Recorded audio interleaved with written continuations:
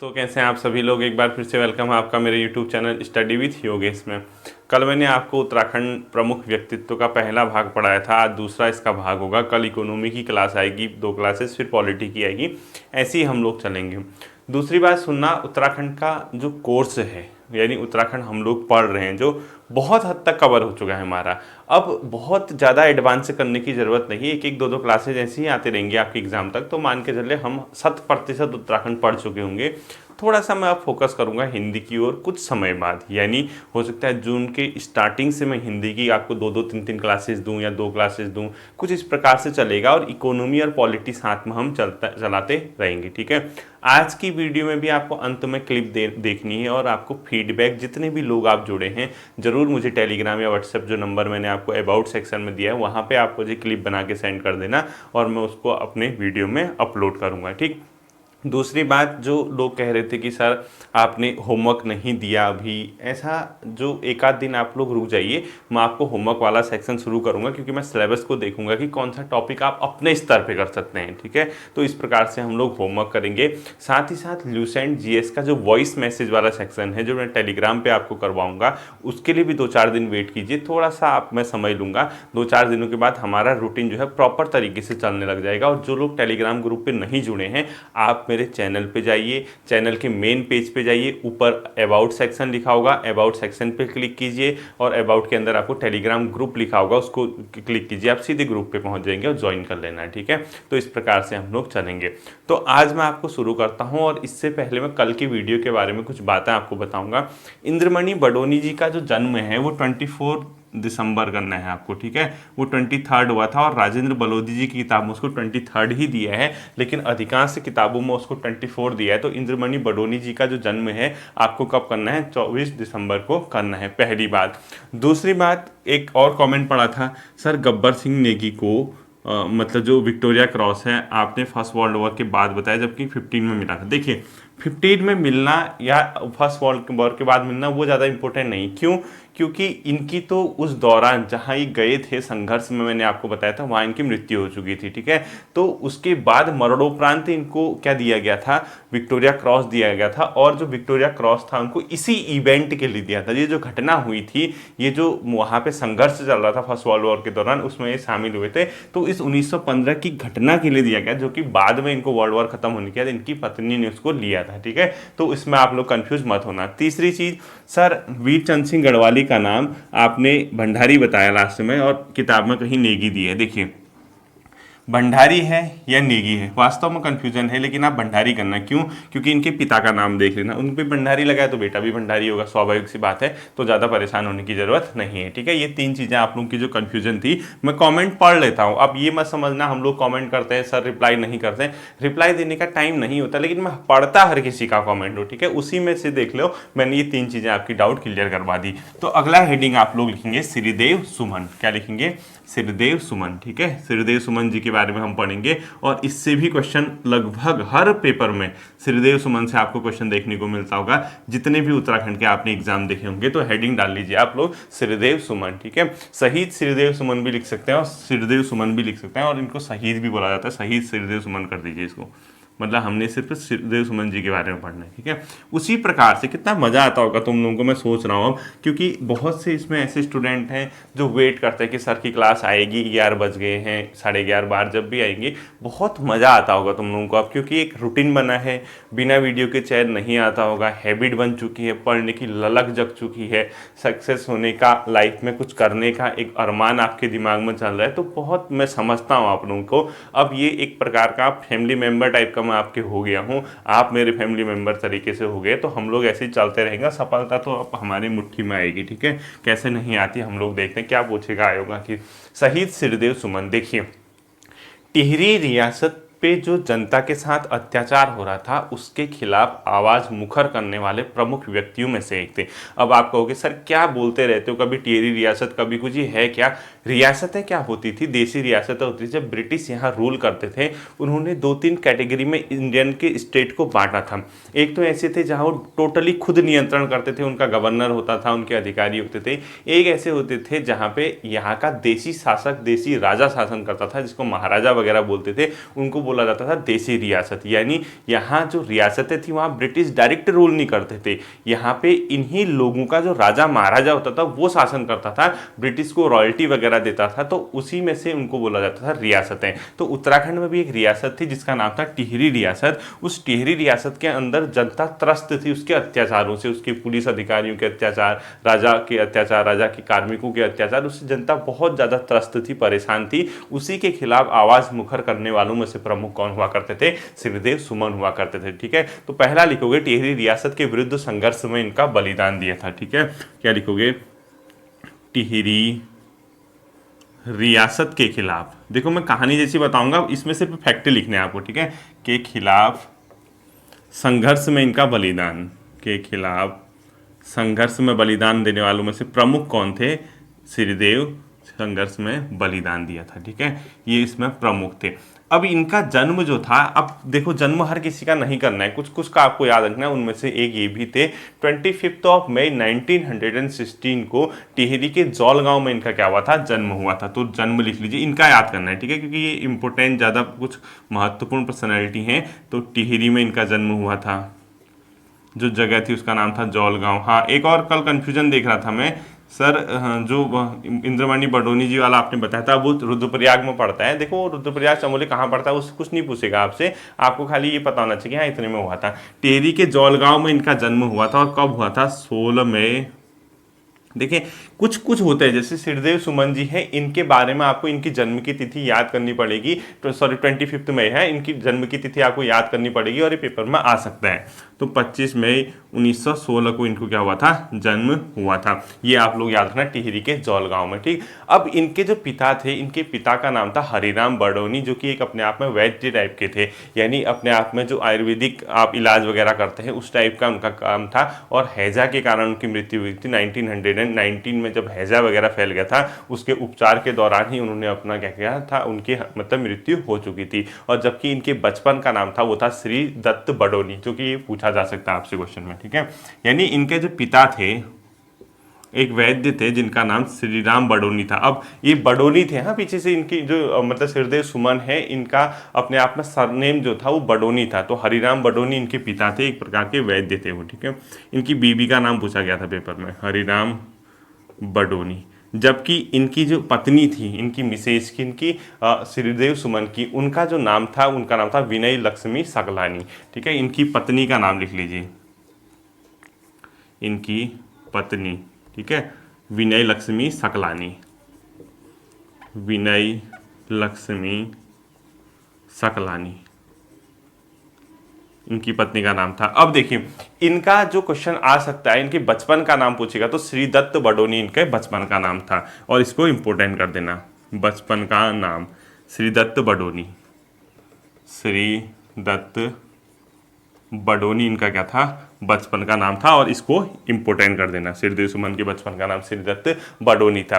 प्रारंभ में क्या किया इन्होंने, जब अपनी प्रारंभिक शिक्षा ली थी कुछ ही दिनों बाद, यानी कुछ ही वर्षों के बाद, ये गांधी जी द्वारा जो चलाया गया था नमक सत्याग्रह चल रहा था भारत में, आपको याद होगा, उसमें शामिल हो गए थे और इनको देहरादून में गिरफ्तार कर दिया था। स्टार्टिंग में ही 14 से 15 दिनों तक ये गिरफ्तारी दी इनने और जेल में रही, यानी अपने स्टार्टिंग दौर में ही गांधी के नमक सत्याग्रह में शामिल होने वालों में से, और 14 दिनों की इनको जेल होगी थी। तो लिखो अपने प्रारंभ में ही नहीं, या प्रारंभिक दिनों में ही, प्रारंभ में ही गांधी के नमक सत्याग्रह में शामिल हो गए थे।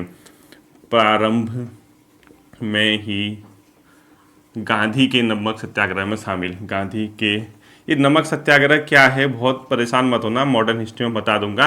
नमक के लिए सत्याग्रह चलाया था उन्होंने, मतलब कि जैसे ब्रिटिश ने नमक बनाने का जो हक था भारतीयों से छीन लिया था, कोई भी इंसान नमक नहीं बना सकता था। गांधी जी ने इतना बड़ा आंदोलन खड़ा कर दिया कि जो ब्रिटिश हुकूमत आपको खाने की डेली की चीज़ें बिना नमक के आप खा नहीं सकते, उसी को आपका नहीं बना रही है, क्या आप पे अच्छा रूल करेगी। ठीक है, प्रारंभ में गांधी के नमक सत्याग्रह में शामिल हो गए थे, और शामिल होने के बाद इनको क्या कर दिया गया था, स्टार्टिंग में 14 दिनों के लिए दिनों की जेल भी हो गई थी। और ये कहाँ रहे थे उस टाइम पे? जेल में, देहरादून के जेल में कैद रहे थे, देहरादून में। ठीक है, कौन? श्रीदेव सुमन जी।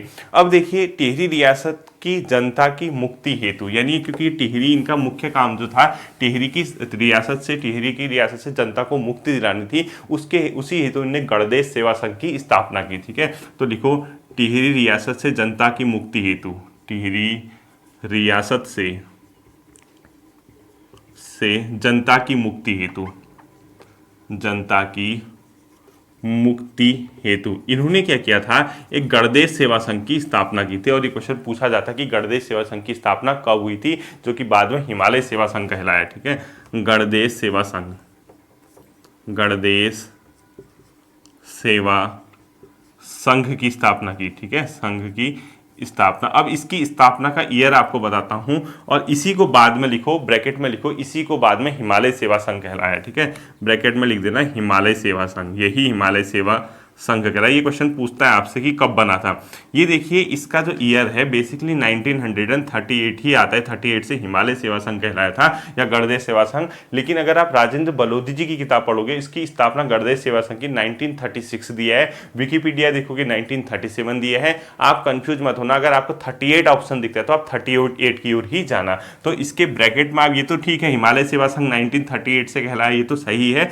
तो गणदेश सेवा संघ है, इसको ऐसे लिखो 1936 ब्रैकेट में आर बी लिख दो, राजेंद्र बलोदी जी के किताब में है। ठीक है, जबकि अगर 1938 है उसको ब्रैकेट में लिखो अन्य स्रोत। अगर आपको ऑप्शन आता है तो आप 1938 की ओर ही जाना है आप लोगों को। ठीक है, कंफ्यूज मत करना। तो इसके अलावा देखिए, बाद में क्या हुआ था, 1938 में ही एक श्रीनगर में एक सम्मेलन हुआ था, जिसको जिला कांग्रेस के मतलब सानिध्य में किया गया था श्रीनगर के अंदर। उसमें दो प्रमुख हस्तियों ने भाग लिया था, एक थे जवाहरलाल नेहरू जी, एक थी विजय लक्ष्मी पंडित जी। उनके नेतृत्व में जो श्रीनगर में सम्मेलन हुआ था, उसमें भी सिरदेव सुमन जी ने क्या किया था, नेहरू जी से टिहरी रियासत में जनता के साथ होने वाले अत्याचार से अवगत कराया था। और नेहरू को अवगत कराने का मतलब आप इसको राष्ट्रीय लेवल पे ले आए, क्योंकि वो बड़ी पर्सनैलिटी थी, बहुत बड़े नेता थे, उनसे इन्होंने अवगत कराया। तो लिखो 1938 के श्रीनगर सम्मेलन में, 1938 के श्रीनगर सम्मेलन किसका श्रीनगर में हुआ था, कांग्रेस का। ठीक है, श्रीनगर सम्मेलन में, इसमें लिखो नेहरू प्लस, ये बहुत आता है। ठीक है, विजय लक्ष्मी पंडित ने भाग लिया था, विजय लक्ष्मी, ये बहुत ज़्यादा आता है पेपर में, पंडित ने भाग, ये दोनों नेशनल लेवल से, ठीक है, ने भाग लिया था। जबकि इसकी अध्यक्षता की थी प्रताप सिंह नेगी ने। अब एक कंफ्यूज मत होना, देखो मैंने लास्ट टाइम जब आपको राज्य निर्माण आंदोलन पढ़ाया था, उस टाइम शायद मैंने नेहरू ने अध्यक्षता करा दिया था, नेहरू ने सिर्फ भाग लिया था, वो विशेष अतिथि के रूप में आए थे। तो आप अध्यक्षता लिखना प्रताप सिंह नेगी ने। ठीक है, उसको भी वहाँ पे भी चेंज कर देना आप, जहाँ मैंने राज्य निर्माण आंदोलन पढ़ाया था वहाँ पे भी प्रताप सिंह नेगी, उस स्टार्टिंग में ही देखना, इसको अध्यक्षता प्रताप सिंह नेगी ने की। इसी सम्मेलन में सिरदेव सुमन जी द्वारा नेहरू को अवगत कराया गया था टिहरी रियासत में होने वाले अत्याचार से। तो ऐसे करोगे आप, यूं और लिखोगे सिरदेव सुमन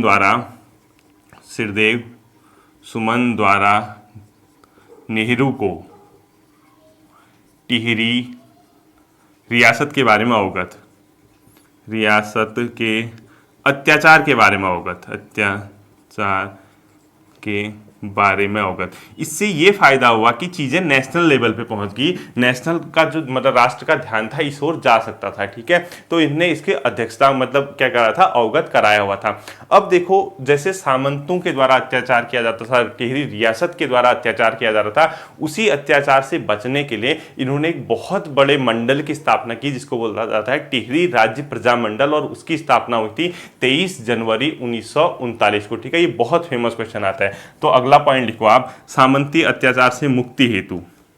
सामंत मतलब राजा और जनता के बीच जो बिचौलिए होते हैं। ठीक है, सामंती अत्याचार से मुक्ति हेतु इन्होंने किसने, श्रीदेव सुमन ने, इन्होंने 23 जनवरी, मोस्ट इंपोर्टेंट डेट, 1939 को, 23 जनवरी 1939 को किसकी स्थापना की, टिहरी राज्य प्रजामंडल की स्थापना। और मोस्ट इंपोर्टेंट कर देना, टिहरी राज्य प्रजामंडल की स्थापना, राज्य प्रजामंडल की स्थापना। ठीक है, और ब्रैकेट में लिखो कहाँ हुई थी, दून में, देहरादून लिखना है, ठीक है। कहाँ हुई थी इसकी स्थापना? देहरादून में हुई थी। इतना मतलब बढ़िया चीजें हैं, कितने होशियार हो। क्वेश्चन पूछता है 1938 का सम्मेलन कहाँ हुआ? श्रीनगर। आपसे पूछता है किसने भाग लिया? नेहरू और विजय लक्ष्मी पंडित ने। आपसे पूछता है अध्यक्षता किसने की थी? प्रताप सिंह नेगी ने। आपसे पूछता है टिहरी राज्य प्रजामंडल की स्थापना कब हुई थी? आप बताओगे 23 जनवरी 1939 को। कहाँ हुई थी? देहरादून में। सब फैक्ट हैं। इसी प्रकार के क्वेश्चन आते हैं, कुछ अनोखा नहीं आता है। जो अनोखे क्वेश्चन आएंगे आप जीएस और हिंदी में स्कोर करना मैं आपको सिखाऊंगा और कंप्यूटर में सिखाऊंगा, इसको जल्दी से नोट कीजिए, ठीक है। अब होता क्या है, इसी दौरान भारत छोड़ो आंदोलन चलता है, यानी क्विट इंडिया मूवमेंट चलता है, उसमें भी इन्होंने राजनीति में सक्रियता से भाग लिया। और जब भारत छोड़ो आंदोलन चल रहा था उसी दौरान इनको गिरफ्तार भी कर लिया गया था। तो अगला लिखो, क्विट इंडिया मूवमेंट यानी भारत छोड़ो आंदोलन के दौरान, पूरा लिखना आप, क्विट इंडिया मूवमेंट के दौरान 29 अगस्त 1942 को देवप्रयाग से इनको गिरफ्तार कर लिया गया। देवप्रयाग से गिरफ्तार कर लिया गया इनको, ठीक है, क्योंकि राजनीति में सक्रिय थे। टिहरी रियासत के नजरों में ऐसे ही खटक रहे थे, क्योंकि टिहरी के खिलाफ इन्होंने जनता को एकजुट कर लिया था। तो इन्होंने क्या किया, अब जो राज्य प्रजामंडल बना था अभी, वो क्यों बना था? टिहरी रियासत से जनता की मुक्ति हेतु ही बना था, ठीक है, उसके खिलाफ आवाज मुखर करने हेतु। जो इनको यहाँ गिरफ्तार कर दिया गया तो तुरंत इनको कुछ दिनों बाद देहरादून की जेल में शिफ्ट कर दिया, जो कि डेट थी 6 सितंबर 1942 को, ठीक है। 6 सितंबर 1942 को इनको क्या कर दिया गया? देहरादून जेल में, देहरादून जेल वहीं से। और कुछ समय बाद 2 महीना लगभग ये वहां रहे, बाद में इनको आगरा जेल शिफ्ट कर दिया और 19 नवंबर 1943 को ये आगरा जेल से रिहा हुए, ठीक है। तो लिखो 19 नवंबर 1943 से आगरा जेल से रिहा, आगरा जेल से रिहा कर दिया गया इनको, ठीक है। अब जब ये रिहा हुए तो इनको टिहरी रियासत में प्रवेश पे प्रतिबंध था, क्योंकि रियासत नहीं चाहती थी कि जनता हमारे खिलाफ आवाज उठाए, हमारे अत्याचारों के खिलाफ हुए। राजा और राजा के जो आदमी थे वो कतई नहीं चाहते थे कि टिहरी रियासत के खिलाफ कोई आवाज उठाए, लेकिन इन्होंने उनको परेशान किया हुआ था, जनता को एकजुट कर दिया। तो इन पर प्रतिबंध लगाया गया था कि आप टिहरी के अंदर एंटर नहीं करेंगे।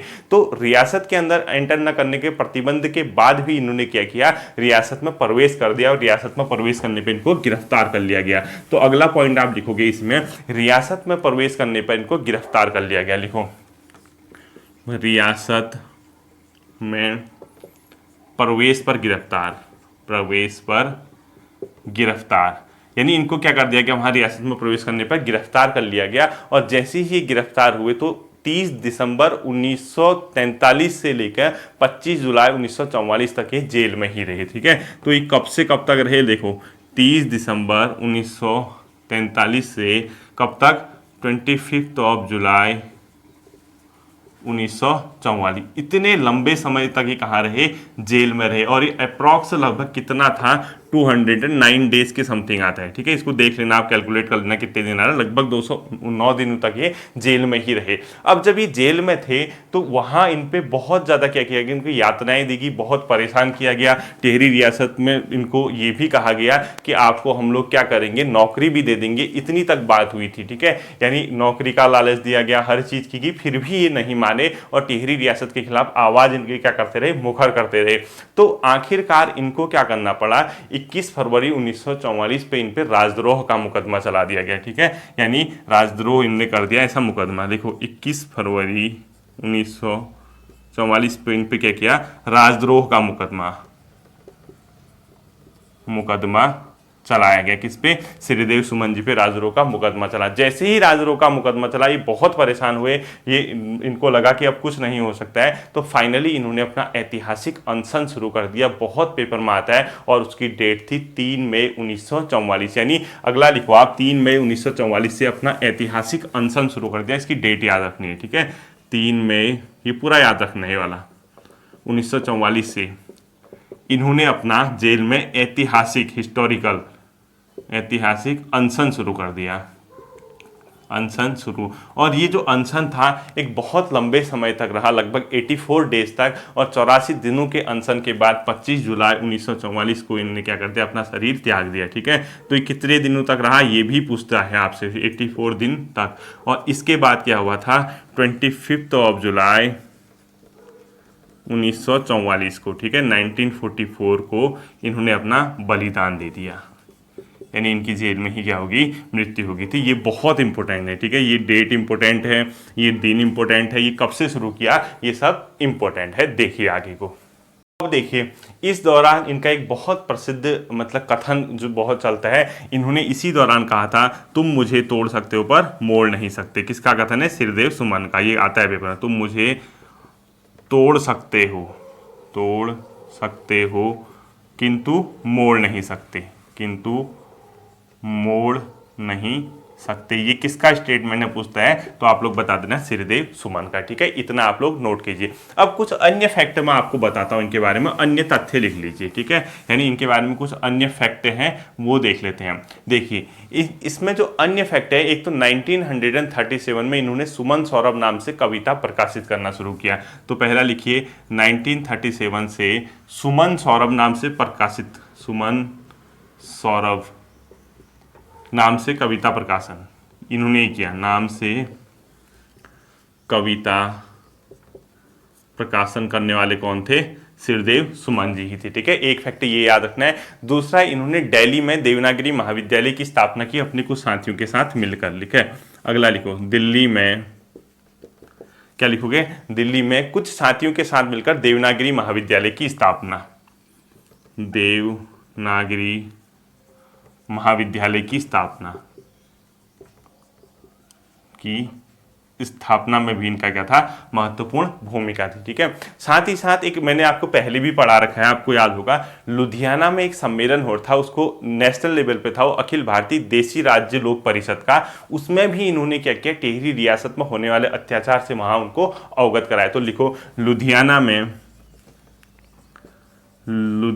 में किसका और था, देखो अखिल भारतीय देसी राज्य लोक परिषद के सम्मेलन में, अखिल मतलब ऑल इंडिया लेवल पे होते थे, ठीक है, अखिल भारतीय देसी राज्य लोक परिषद में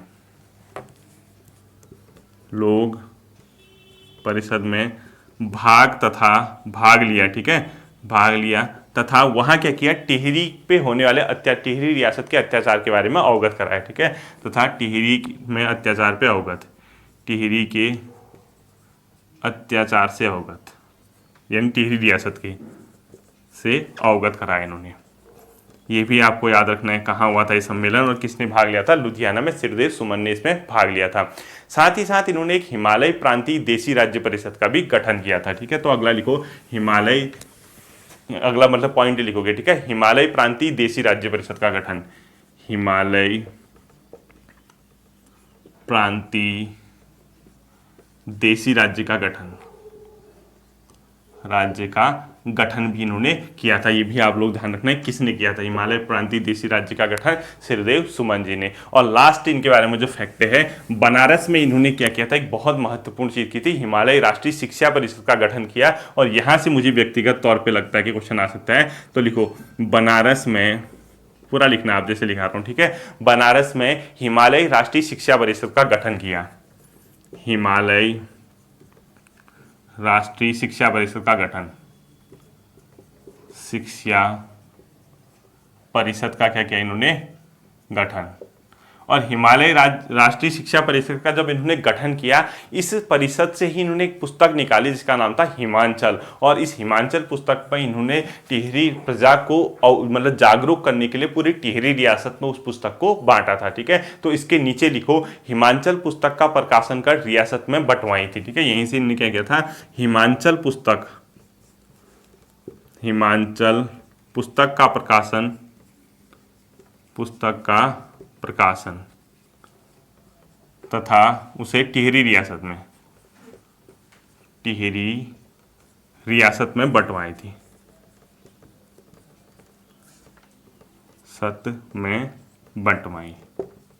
ठीक है। इतना आपका क्या था, सिरदेव सुमन जी के बारे में थे, ठीक है। अगला हेडिंग आपको डालना है, वो देखिए क्या है, आपको बैरिस्टर मुकुंदी लाल, ठीक है, बैरिस्टर थे, उत्तराखंड के पहले बैरिस्टर ही समझिए इनको।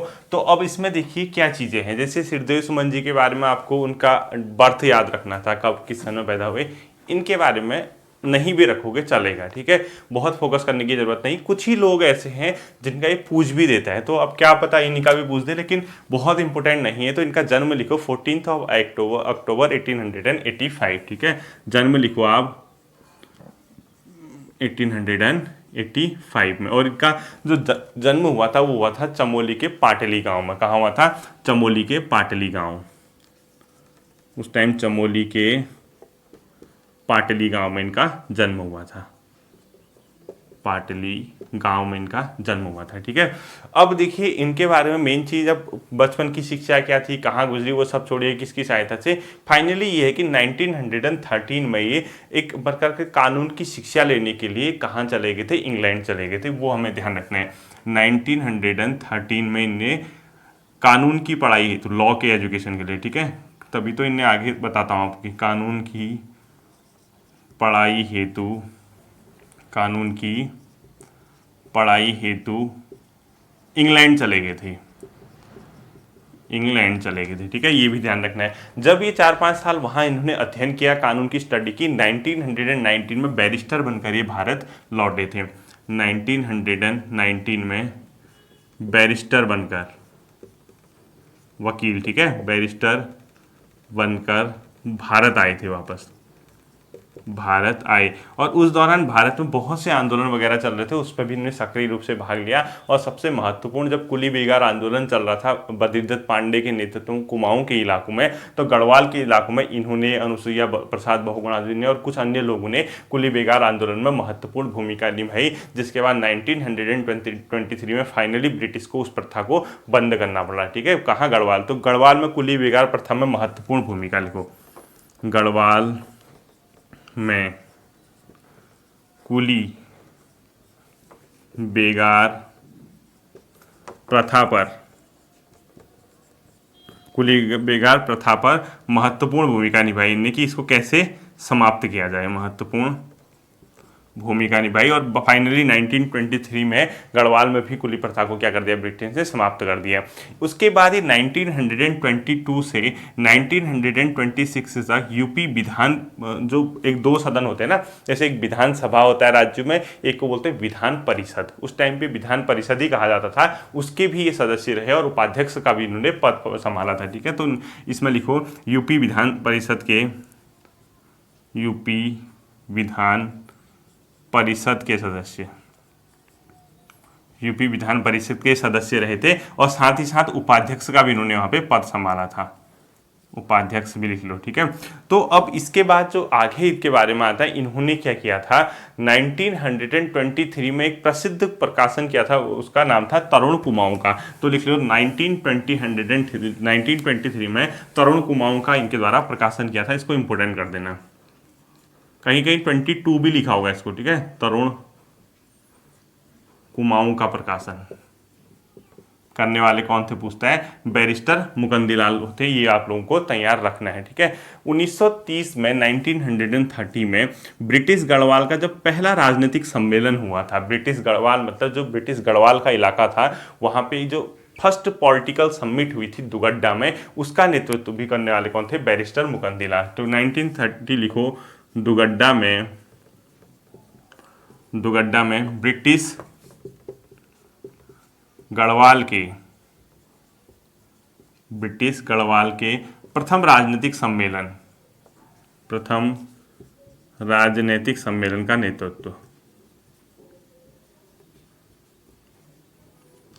का नेतृत्व, इन्होंने किया था, ठीक है। ये भी आप लोगों को याद रखना है, इन्होंने नेतृत्व किया था 1930 में। बाद में क्या हुआ था, जब पेशावर कांड के इवेंट आपको याद बताया था मैंने, उसके नायकों का, जो पेशावर कांड से संबंधित थे, ब्रिटिश जब उस पर मुकदमा चला रही थी, उसकी पैरवी करने वाले उनके वकील जो थे यही थे। ये क्वेश्चन भी पूछ सकता है, तो लिखो पेशावर कांड के नायकों की पैरवी, समझ जाना, ठीक है। पेशावर कांड के नायकों की पैरवी, पैरवी करने वाले भी कौन थे, यानी इनकी वकालत करने वाला कौन था, बैरिस्टर मुकंदीलाल ही थे। ठीक है, ये भी आप लोगों को याद रखना है। बाद में स्वतंत्रता मिल गई थी देश को, वो बीच के इवेंट सब छोड़ दीजिए। इन्होंने भी क्या किया था, ब्रिटिश के जो गढ़वाल का इलाका था वहाँ की कला और संस्कृति पे इन्होंने काम किया था। और जो मौलाराम का आपने नाम सुना होगा, गढ़वाल का सबसे प्रमुख चित्रकार हुआ करता था मौलाराम, उसको दुनिया के सामने लाने का श्रेय भी इन्हीं को जाता है। और उनकी जो बुक थी, मतलब उनकी कला को दुनिया के सामने लाने का, उनको तो कहाँ से लाएंगे, तो पहले ही एक्सपायर हो चुके होंगे। तो उनकी जो बुक, मतलब उनकी कला थी, उनको दुनिया के सामने लाने का श्रेय इन्हीं को जाता है। और 1969 में इन्होंने उन पर एक पुस्तक लिखी जिसका नाम था गढ़वाल पेंटिंग्स। ठीक है, तो अगला लिखो, मौलाराम के चित्रों को, मौलाराम भी पढ़ाना है अभी आपको मैंने, ठीक है, कि चित्रों को दुनिया के सामने लाने का श्रेय, सामने लाने का क्या जाता है, इनको श्रेय जाता है। ठीक है, क्रेडिट जिसको आप लोग बोलते हैं। अब जो श्रेय जाता है, इसी के परिप्रेक्ष्य में इन्होंने क्या किया, 1969 में गढ़वाल पेंटिंग नामक पुस्तक की रचना की। गढ़वाल, ये मोस्ट इंपोर्टेंट कर देना, पेंटिंग्स पुस्तक की रचना, गढ़वाल पेंटिंग पुस्तक की इन्होंने क्या की थी, रचना की थी 1969 में। इसको मोस्ट इंपोर्टेंट कर देना। गढ़वाल पेंटिंग्स किसकी लिखी है, बैरिस्टर मुकंदीलाल की, और किस पे थी वो, मौलाराम पे। ठीक है, मौलाराम के चित्रों पे आधारित गढ़वाल पेंटिंग किसने लिखी है, पूछेगा क्वेश्चन, या कभी पूछेगा कि गढ़वाल पेंटिंग पुस्तक किसके चित्रों पे आधारित थी, मौलाराम की, जबकि लिखा किसने था उसको, बैरिस्टर मुकंदीलाल ने। ये आपको ध्यान रखना है। ठीक है, बाद में 10 जनवरी 1981-82 के आसपास इनका निधन हो गया था, यानी 10 जनवरी 1982 को इनका निधन हो गया था, वो आपने नहीं पढ़ना है। ठीक, 10 जनवरी 1982 को इनका निधन हो गया था। बैरिस्टर मुकंदीलाल के बाद अगला आता है आपका कालू मेहरा। तो अगला लिखो, कालू मेहरा। कालू मेहरा ये कौन था, स्वतंत्रता संग्राम का में उत्तराखंड का प्रथम स्वतंत्रता संग्राम सेनानी माना जाता है इसको। ठीक है, तो लिखो, उत्तराखंड का प्रथम स्वतंत्रता संग्राम सेनानी किसको माना जाता है, कालू मेहरा को माना जाता है स्वतंत्रता संग्राम सेनानी उत्तराखंड का प्रथम। ठीक है, इनका जो जन्म हुआ था बिसुड़ गांव में हुआ था, जो कि कहाँ पड़ता है आपका, लोहाघाट में। इनके जन्म को ध्यान रखना, कहाँ हुआ था, बिसुड़, क्योंकि प्रथम थे तो इसलिए। ठीक है, बिसुड़ गांव, और बिसुड़ गांव कहाँ पड़ता है, लोहाघाट। लोहाघाट कहाँ पड़ता है, चंपावत में। ठीक है, लोहाघाट बिसुड़ गांव में इनका जन्म हुआ था 1831 में। ईयर नहीं पूछेगा, इसका ईयर नहीं पूछेगा। जब फर्स्ट मतलब आपका प्रथम स्वतंत्रता संग्राम के लिए जो संघर्ष किया था 1887 की क्रांति, आपने सुना होगा, रेवोल्यूशन ऑफ 1857। ठीक है, 1857 की जो क्रांति हुई थी उस दौरान इन्होंने एक गुप्त संगठन बनाया था, एक हिडन संगठन था जो कि ब्रिटिश के अगेंस्ट वर्क करता था, उसका नाम था क्रांति वीर। तो लिखो, 1857 की क्रांति के दौरान, 1857 की क्रांति के दौरान गुप्त संगठन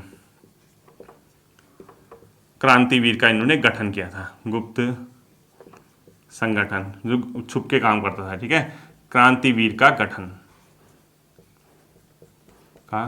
करने वाला कौन था, कालू मेहरा ही था। और इस समय कुमाऊं का कमिश्नर कौन हुआ करता था इस दौरान, हेनरी रैमजे। तो कुमाऊं का कमिश्नर कौन था, कुमाऊं कमिश्नर इस टाइम हेनरी रैमजे। कभी कभी ये क्वेश्चन भी पूछता है कि 1857 की क्रांति के समय कुमाऊं का कमिश्नर कौन था, हेनरी रैमजे था। ठीक है, ये इतना ही आपको इसके बारे में देखना है। अगला हेडिंग आप लोग लिखोगे, जयानंद भारती।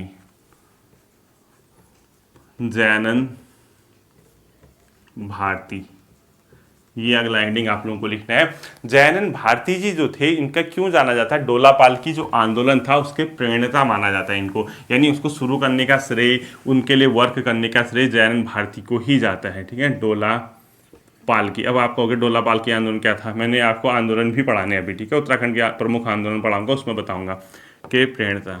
और वैसे आइडिया मैंने आपको 2-3 बार दे चुका हूँ इसका। क्या होता था, जो शिल्पकार होते थे, जो नीचे वर्ग के लोग होते थे, उनकी शादी में डोली और पालकी नहीं उठाने देते थे सवर्ण लोग, उसी के अगेंस्ट ये आंदोलन किया था। इसको बोला जाता है डोला पालकी आंदोलन। उसके प्रेरणा कौन थे, जयानंद भारती। इसको शुरू करना। इनका जो जन्म हुआ था पौड़ी में हुआ था 17 अक्टूबर 1881 को, और ये भी आपको नहीं याद रखना है। ठीक है, इसको भी आपने ईयर याद नहीं रखना।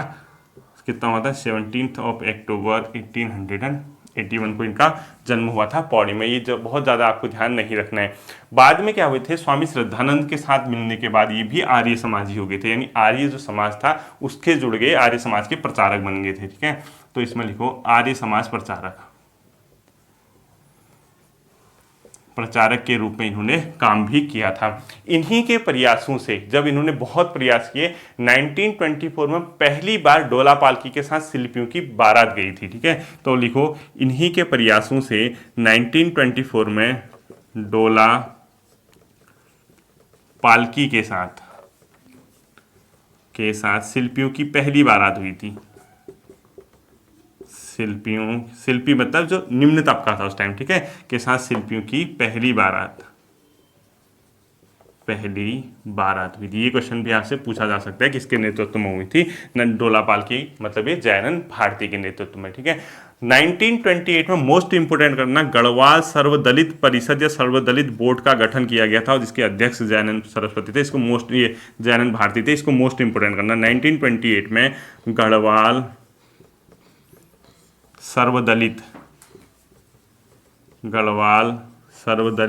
परिषद या बोर्ड लिखा, जो भी लिखा होगा, ठीक है, बोर्ड का गठन हुआ था। और ये मोस्ट इंपोर्टेंट करना और ब्रैकेट में लिखना अध्यक्ष कौन बनाए थे, इसको मुखिया कौन बनाए गए थे, जयानंद भारती को बनाया गया था। ब्रैकेट में अध्यक्ष करके जयानंद भारती आप लोग कर देना। ठीक है, अगली जो इसके बारे में अगला फैक्ट आता है, एक घटना हुई थी पौड़ी गढ़वाल में और वहाँ पे ब्रिटिश सरकार के सामने जाके झंडा फहरा के आंदोलन का नारा लगाने वाले, प्रदर्शन करने वाले जयानंद भारती ही थे। तो अगला लिखो 6 सितंबर 1932 को, ये भी मोस्ट इंपोर्टेंट कर देना, मैकलेन हेली की सभा में झंडा फहराया था। ये क्वेश्चन मोस्ट इंपोर्टेंट कर देना है। ठीक है, मैकलेन हेली की सभा में झंडा फहराया था।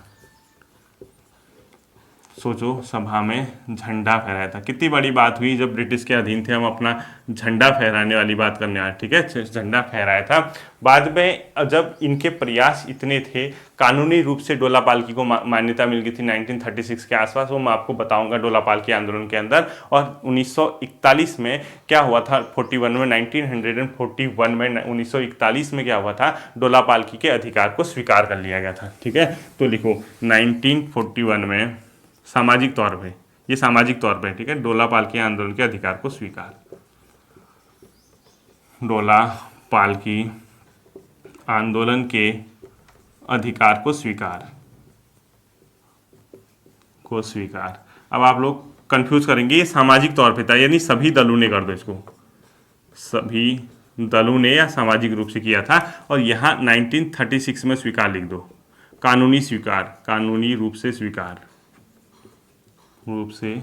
वैसे 36 ही है, लेकिन मैं कंफर्म करके आपको बता दूंगा जब मैं आपको क्या पढ़ाऊंगा, डोला पालकी आंदोलन पढ़ाऊंगा। कानूनी रूप से स्वीकार कब किया गया था, 1936 में, ये आपको मैं बता दूंगा। ठीक है, ये था आपका जयानंद भारती के बारे में और ये थी आपकी आज की क्लास। ठीक है, उम्मीद करता हूँ आपको समझ आई होगी। अपना क्लिप जरूर भेजना और आने वाली क्लिप को भी देख लेना। कल आपकी इकोनॉमी की क्लास आएगी, तब तक ध्यान रखिए, रिवाइज कीजिए। Thank you.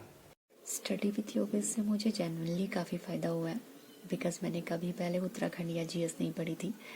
पिछले कुछ महीनों से आपकी क्लासेस फॉलो कर रही हूँ और मुझे खुद को काफ़ी इम्प्रूव दिखा है। अभी चीज़ें समझ आ रही है, धीरे धीरे नॉलेज बढ़ रहा है और आप टाइम टू टाइम जो हमारा कॉन्फिडेंस बूस्टअप करते हो, हमें स्ट्रेटजीज बताते हो, उससे काफ़ी हेल्प मिलती है, एक पॉजिटिविटी आती है प्रिपरेशन में। So thank you so much for being such a hard working mentor.